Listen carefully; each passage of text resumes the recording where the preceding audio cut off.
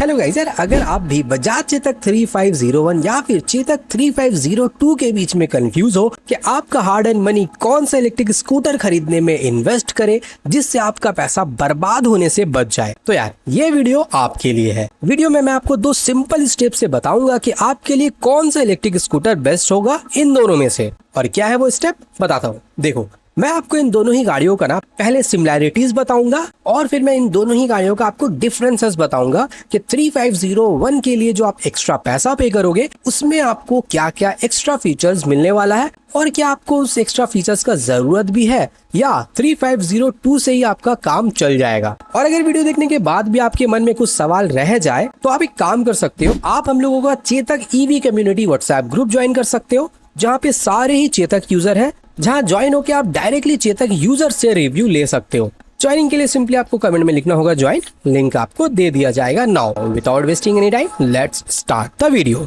तो गाइस पहले देख लेते हैं इन दोनों में कौन कौन सी चीज सिमिलर है। ठीक है, किसी भी ईवी का जो सबसे मेन पार्ट होता है ना बैटरी, वो ना इन दोनों ही गाड़ियों में आपको सेम किलोवाट का मिलने वाला है। चेतक 3501 में भी आपको 3.5 किलोवाट आवर का बैटरी पैक मिलने वाला है और चेतक 3502 में भी आपको 3.5 किलोवाट आवर का ही बैटरी पैक मिलने वाला है। इसका मतलब दोनों का जो आईडीसी रेंज है वो भी भाई सेम ही होने वाला है। और वो कितना है, वो है 153 किलोमीटर। अब देखो ये आईडीसी रेंज है, ऑन रोड रेंज आपको इससे काफी कम मिलेगा। मेरे हिसाब से 110, 115 या बहुत ज्यादा हो तो 120 ही आपको इन दोनों ही गाड़ियों में ऑन रोड रेंज मिलने वाला है। अगर यूजर से डायरेक्ट जानना चाहते हो रेंज के बारे में तो जैसे मैंने कहा सिंपली ग्रुप ज्वाइन कर लो और यूजर से बात कर लो। दूसरी चीज जो सिमिलर है इन दोनों ही गाड़ियों में वो है भाई 73 किलोमीटर पर आवर का टॉप स्पीड। दोनों ही गाड़ियों में आपको सेम टॉप स्पीड भी मिलने वाला है।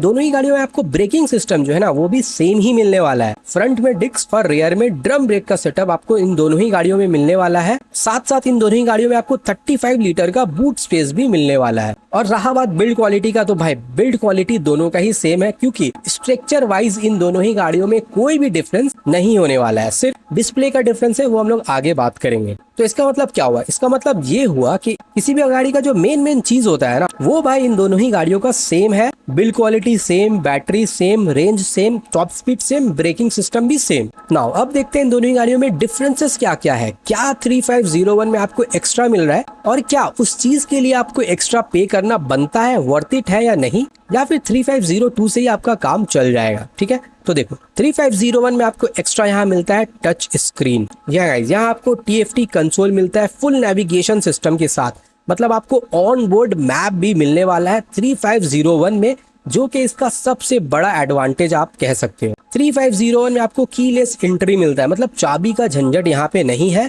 आप कीलेस अपने गाड़ी को हैंडल कर सकते हो। तीसरी चीज जो इस गाड़ी में आपको एक्स्ट्रा मिलेगा वो है ऑन बोर्ड चार्जर।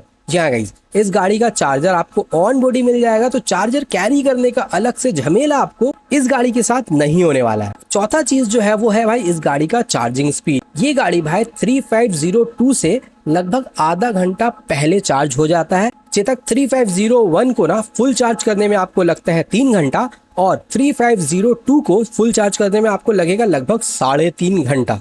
बस गाइस, इसके अलावा कोई भी बड़ा डिफरेंस इन दोनों ही गाड़ियों के बीच में नहीं है। गाड़ी का जो मेन चीज होता है वो सारा चीज इन दोनों ही गाड़ियों का सेम है। एक्स्ट्रा में आपको मिल जा रहा है टच डिस्प्ले, कुछ फीचर्स, और जो फीचर्स आपको मिल रहा है ना इस गाड़ी के साथ उससे आप भाई चाहो तो क्लियरली इग्नोर कर सकते हो। ऐसा बिल्कुल भी नहीं है कि ये सारे फीचर्स अगर नहीं होंगे तो गाड़ी नहीं चलेगा।